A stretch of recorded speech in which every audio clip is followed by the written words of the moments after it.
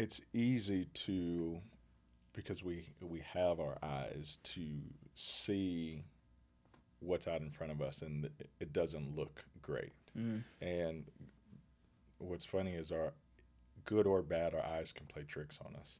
And so it's for for me, I got to a point to where I was like, I cannot worry about what I'm seeing in this immediate each day. So for me, I was like, okay, God's going to take care of the next. What am I doing today? Mm. I look back at my entire journey to getting to Williams. Yeah. Every door was closed for a certain reason. So I'm looking back at all of it, and in my mind, God's not there. Mm. And that's crazy to say Yeah. because that's what I saw, that's what I felt, and that's what Yep. but if you go by what you feel instead of having just straight up crazy faith, believing and trusting in God, which it is much harder or said than done, especially when you're going through it. But I look at it and I was like, man, he closed every single door. So don't stop believing one step after the other, because if you don't, how can he do what he's supposed to do if you're just staying idle? You have to continue to move forward, Yep. even though it looks like, and whether that's 3 months, 4 months, 8 months, or 300 days down the line.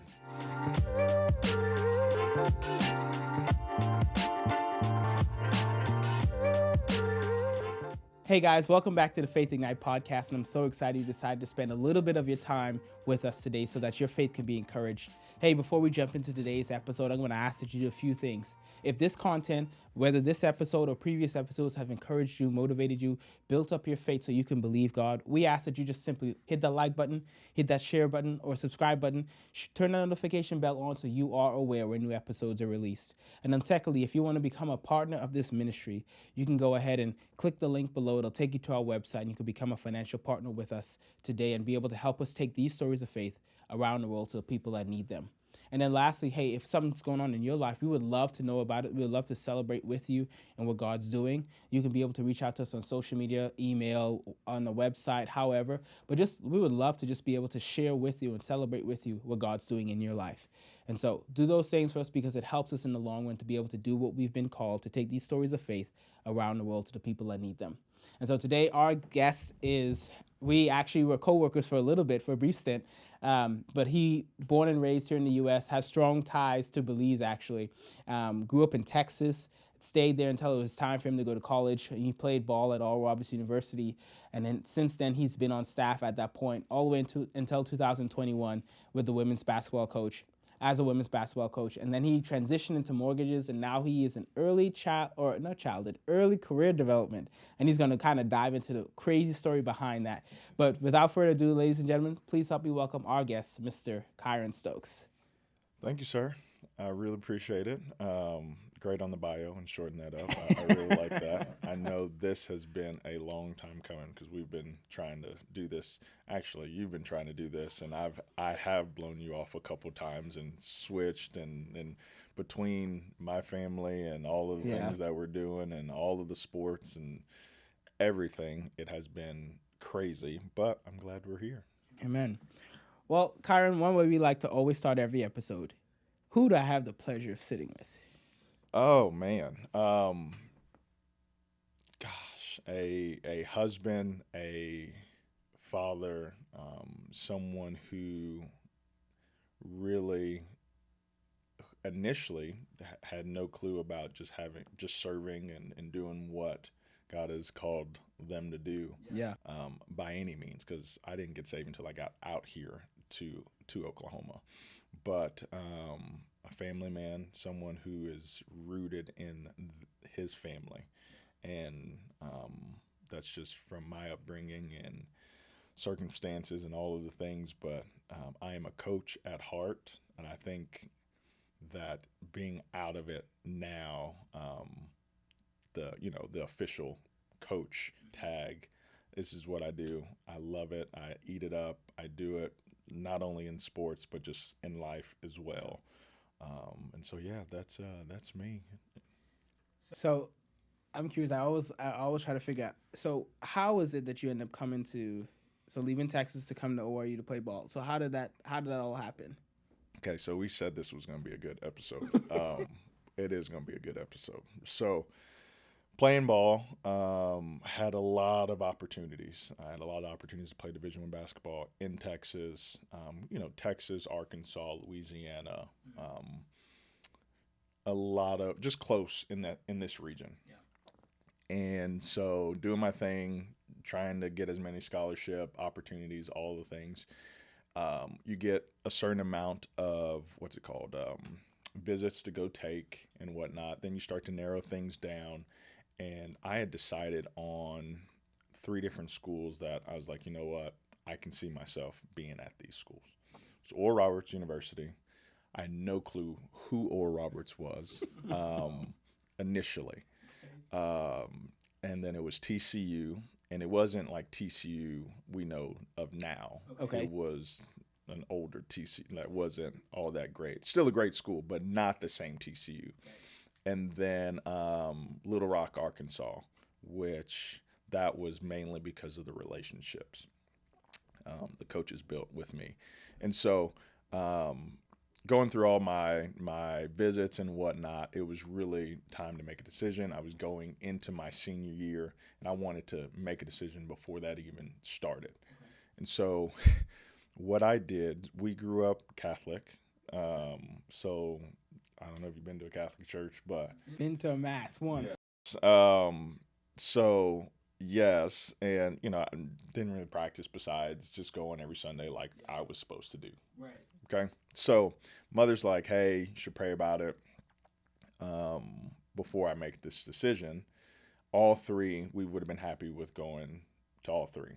I really wanted to get away from home enough to where I can get back if anything is happening, but I'm far away to where you're not going to show up like in 2 hours. So prayed about it, went to bed. That night I had a dream, and it was pitch black the entire time with, at the time, ORU's old Eli logo flashed the entire time I was sleeping. I woke up that morning, went to school because I made the call from my high school coach's office, and I called my coach and I said, "Hey, I'm going to come to Oral Roberts. I want to play for you." That's how I made my decision. And at the time, I'm talking about was not living for the Lord, anything like that. And the story gets a lot better, but it's just crazy how that all happened. And that's God honest truth how I made my decision. And that next morning or afternoon, I called and said, "Okay, I'm going to Oral Roberts University." I didn't even know. I knew it was a private school. Okay. That's all you knew. That's all I knew. Didn't initially want to go there because a buddy of mine who we went to the same high school together, he went there to go play. I was like, I'm better than him. I'm not going to that same school. I'm going to go somewhere else. It just ended up that way to where I ended up at Oral Roberts and absolutely loved my time there. Wow. Usually that's usually not how people make big decisions like that. They usually go and like read all the stats and kind of see like what's in the benefit for them. But yours is a dream. Well, I knew I was going to play. I knew I was going to get the opportunity to play at all 3 schools. Okay. And so from a basketball perspective, all of them kind of, I would say that Oral Roberts was more of a standout for me, but they were all fairly close. Okay. And so I was going to get the opportunity to play. I was going to get the opportunity to come in and work hard. And so I was like, I need to make a choice. I used to go back and read, because back then people would write about you. Oh, yeah. Instead of now how we write about ourselves.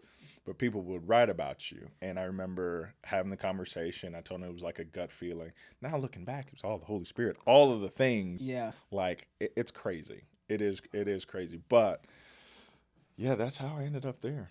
So you said you didn't get saved until you came out here. So talk to me about that transformation that happened. Because now at this point, you're following your gut, but you didn't know it was the Holy Spirit then. Yeah. So talk to me about that transformation. So it's wild. I get here. I graduate from high school.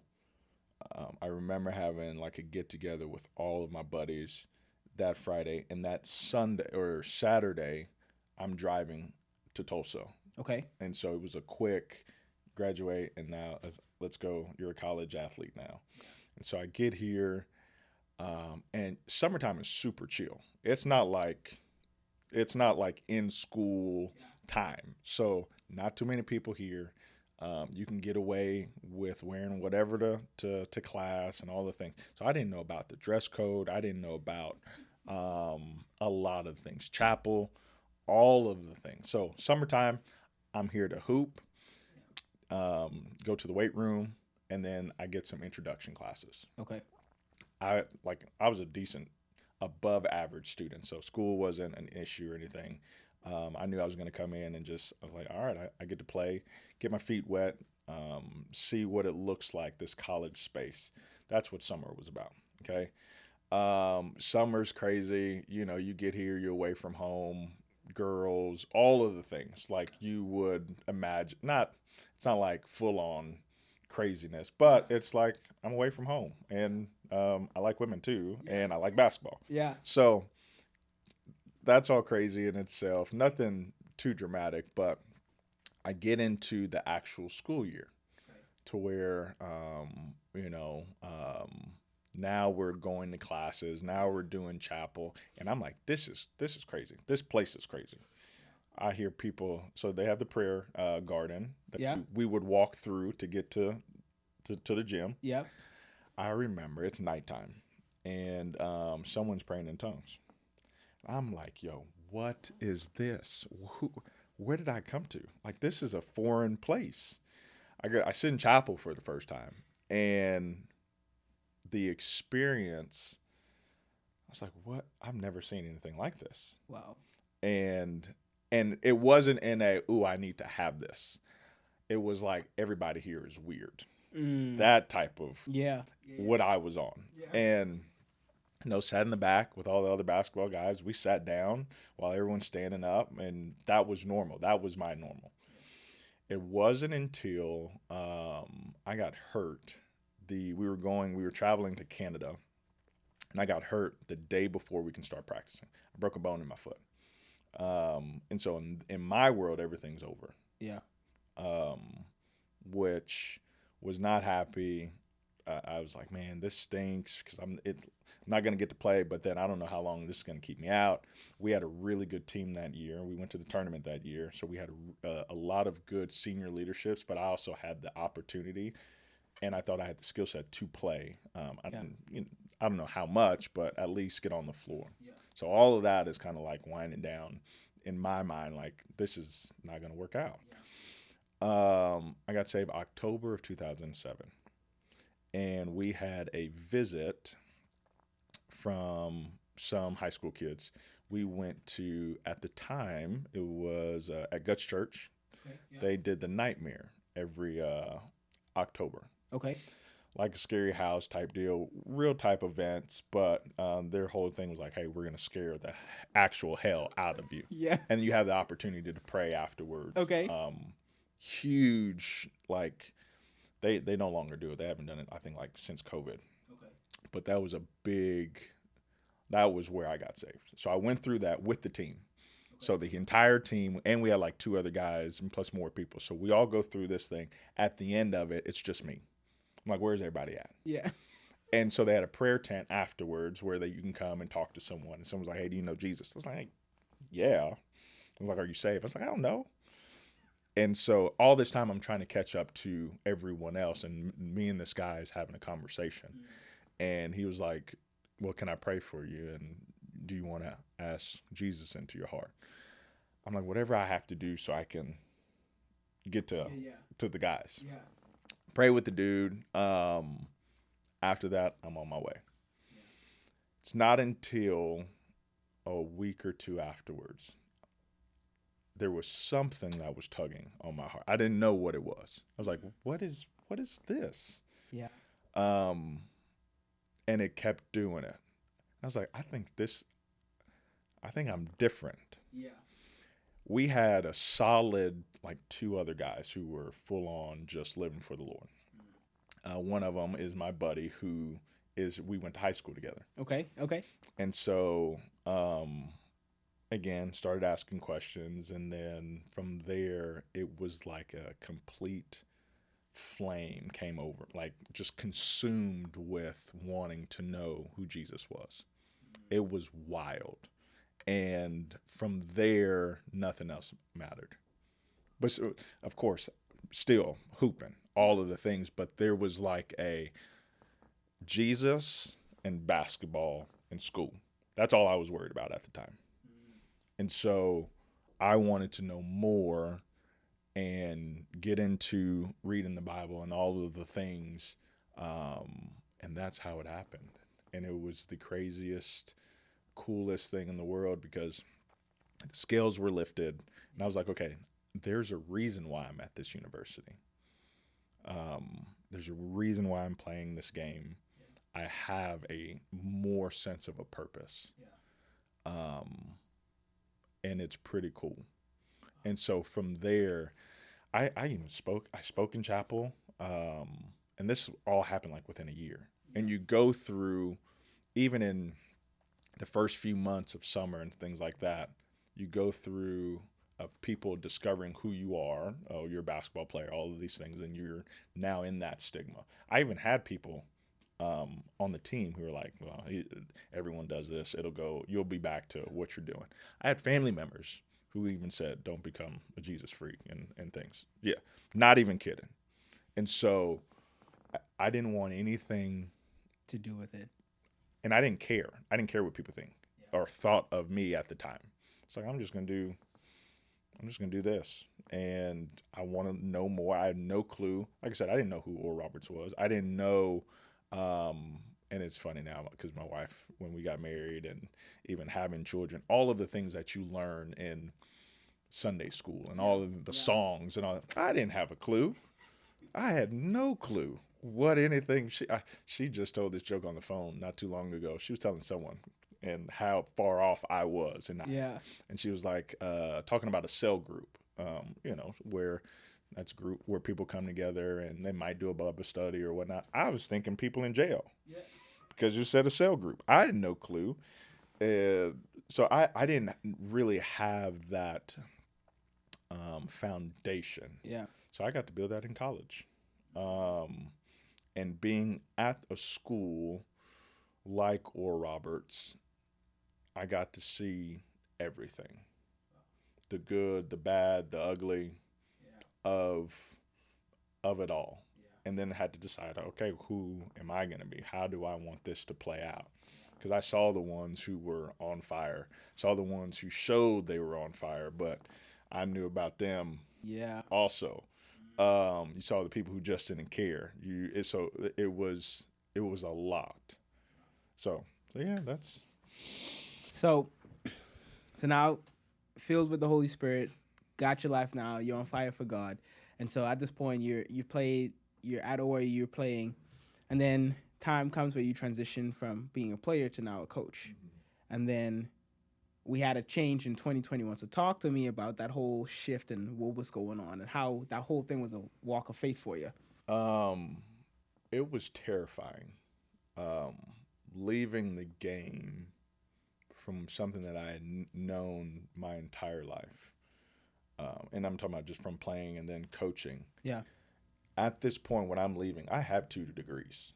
Like I should be able to go out there and just be successful and go do anything. But when you haven't done it and now you're going from something that you know and was good at to stepping out and doing something, knowing that you have to go into a different industry, different realm, does it translate? I was terrified because I didn't think I was worth anything else besides the basketball piece of coaching. Yeah. Now, you have who you are in Christ, all the things. When we're talking about getting down to the nitty-gritty of things, I felt worthless. Like I couldn't do something else. Yeah. Like I wasn't good enough to go start another career. Yeah. So yeah, it was terrifying, man. My wife helped tremendously. She's always kind of been the one who has had it together. Yeah. And so she tough loved me. She loved me as well. All of the things to try and help, whether that was making introductions, all of the things to where like trying to figure out, okay, what are we going to do? Yeah. And so I was all over the place. I was looking at 4 or 5 different industries. Yeah. And didn't really know what I wanted to do. So landed in mortgages. They were very gracious to take me on and with no type of background Okay. and understanding. But they were like, you have it.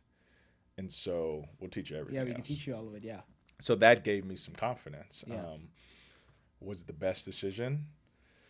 I got in mortgages and we were doing 5, 6, 7%. Like my highest that I locked was 8.25%.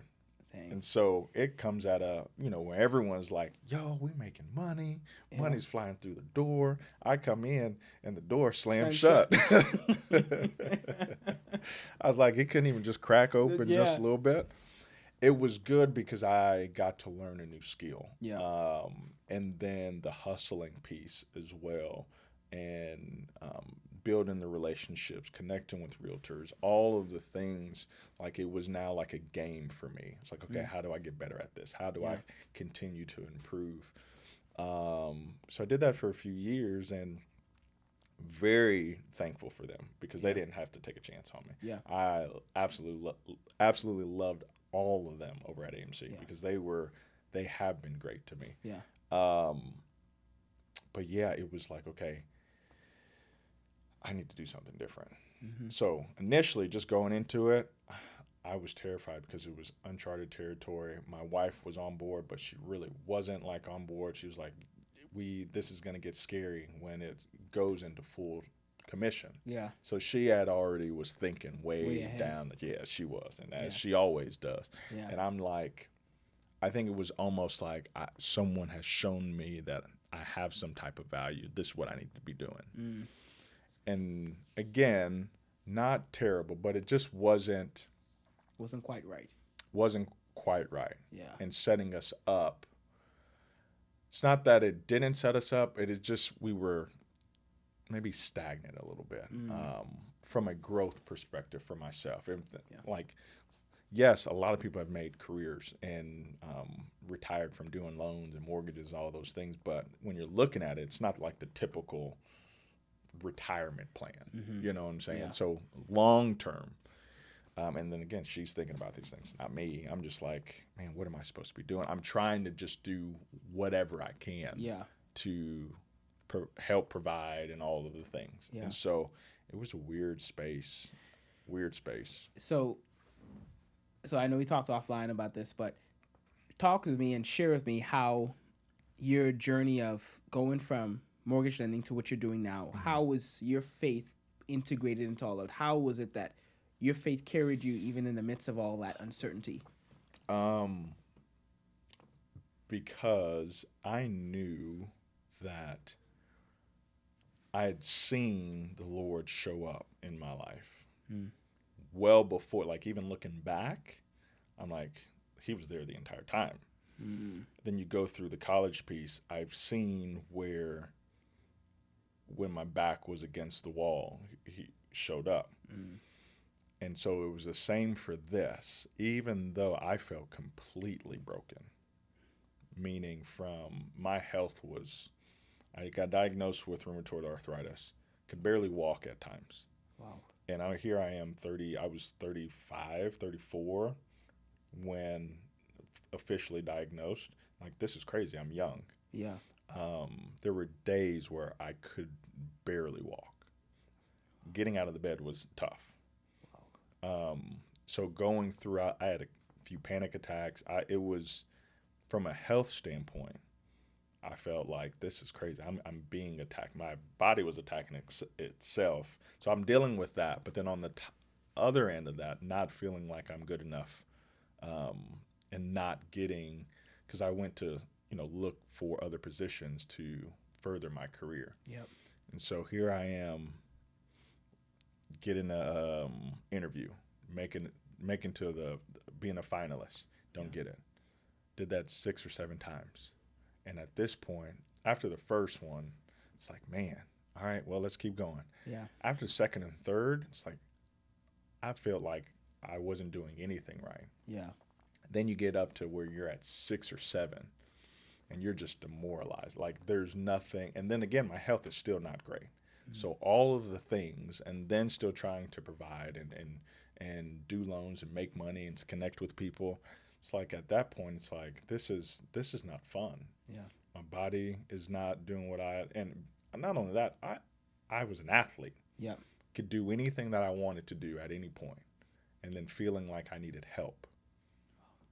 That and it bled into who I was as a husband and as a father, because now I was not only was I in pain, but then now I'm short with my kids, my wife. Every part of that was not fun. Yeah. But yet I'm still supposed to believe that it's going to change. That's really hard too, because when you don't see it, you don't see that anything's changing. But my faith, I will also directly tie it to the faith of others around me. They were so good because they were in it with me. And not only that, my children were in it with me, would pray for me, all of the things. Wow.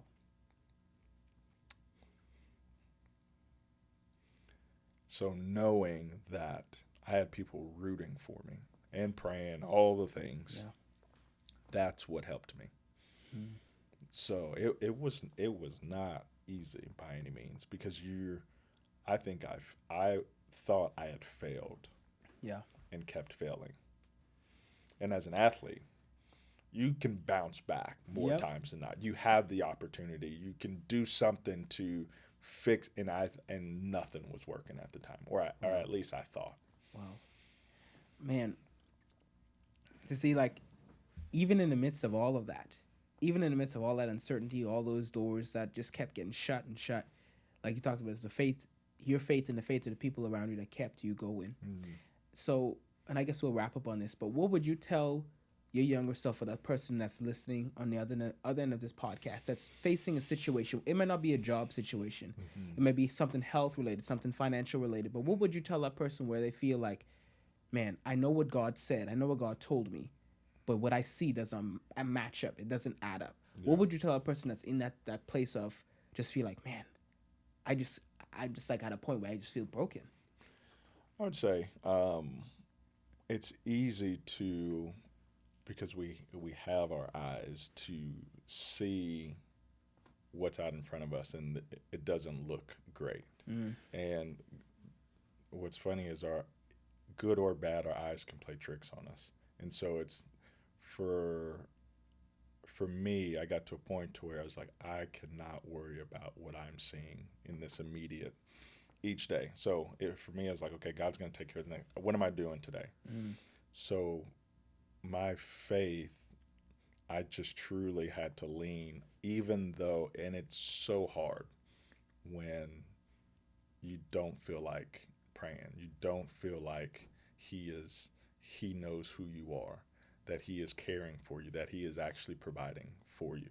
And so continue to take one step after the other. But not only one step, but it's the right step. So you have to know what that right step is. Yeah. And I think that's whether you're getting into the Word, whether you are talking with others who are like-minded, who are believers, to help you with that, take the right next step. Because I look back at my entire journey to getting to Williams. Yeah. Every door was closed for a certain reason. And I wanted all those jobs that I was a finalist for. One probably didn't line up with who we were as a family. Another one, they also didn't line up, it would just look a little shady. Yeah, yeah. Another one, which these are really good positions. Like I said, they went with internal candidates. And the crazy thing is, I have met those internal candidates, and they were going through something as well. It wasn't my spot to take. And I'm not even kidding. I met both of those candidates, and they work at Williams right now. Wow. In my position, I get to touch a lot of different departments and connect with a lot of people. So the doors were closed. And so in the position that I'm in right now, not only do I get to connect and build relationships, we have like new projects over at William that I can't like go into detail, Right. but I am in the center of a lot of it. Wow. And I've had multiple meetings that are confidential meetings, and they're saying, hey, we're so glad that you are a part of this. And this is something that you have developed and you're helping with, all of the things. So I'm looking back at all of it, and in my mind, God's not there. Mm. And that's crazy to say. Yeah. Because that's what I saw, that's what I felt, and that's what but if you go by what you feel instead of having just straight up crazy faith, believing and trusting in God, which it is much harder or said than done, especially when you're going through it. But I look at it and I was like, man, he closed every single door. So don't stop believing, one step after the other, because if you don't, how can he do what he's supposed to do if you're just staying idle? You have to continue to move forward. Yep. Even though it looks like, and whether that's 3 months, 4 months, 8 months, or 300 days down the line. Wow. Man, one thing my mentor has been teaching us is that when it comes to your emotions, Satan uses that to play tricks on you because you're led by your emotions. But the Bible talks with those that are led by the Spirit of God are the sons of God. And so Satan will use your emotions to try to lead you, but God's is going to use your spirit to lead you. And at that point, you have a decision every day you wake up, even though it doesn't look like what you think it should look like. You have a decision: am I going to be led by my feelings, or am I going to be led by my spirit? Yep. Man. And it's hard. It's hard to do, because I will admit pure emotions, not even by the Spirit, but believing, reading, praying. That's how it was early. And I was like, you know what? I had such good people in my corner praying for me, speaking life into me. It's like, hey, just continue to do what you're doing. Yeah. And honor God, honor your family, honor your wife, all of the things, which is so hard to hear at that point. But then you look back at it, and it's like, okay, someone else is going through this, or will go through the same thing, and now you can speak to it. Yeah. Man. Kyron Stokes, ladies and gentlemen. Man, Kyron, thank you so much for sharing your story, man. I honestly, I'm encouraged by listening to that. Like, to see, like, even in the midst of it, you still didn't give up. You allowed God to work on you and refine you to the point where, even though it didn't seem like the desired result, he had a plan and a purpose, and you didn't abort the mission. You kept moving forward each and every time, man. Thank you so much for sharing your story. I really appreciate it, man. I appreciate it. Thank you for having me. Wish we could go longer. I could sit here and talk all day. Yeah, man. Oh, man. Well, ladies and gentlemen, we're going to have to wrap this episode up. But like I said in the beginning, hey, if this podcast or any of our other podcasts have helped you, I would ask that you hit that like button, hit that share button or subscribe button, turn that notification bell on so you are aware when new episodes are released. And secondly, if you want to become a financial part of this ministry, you can follow the link below. It'll take you to our website, and you can become a partner with us to help us take these stories of faith around the world to the people that need them. And then lastly, hey, if something's going on in your life, we would love to know about it. You can go ahead and drop a comment below, send us an email, send us a message on socials. Hey, we would love to connect and just celebrate what God's doing in your life. And so we're going to have to sign off for today. But until next time, this has been Faith Ignite. God bless you.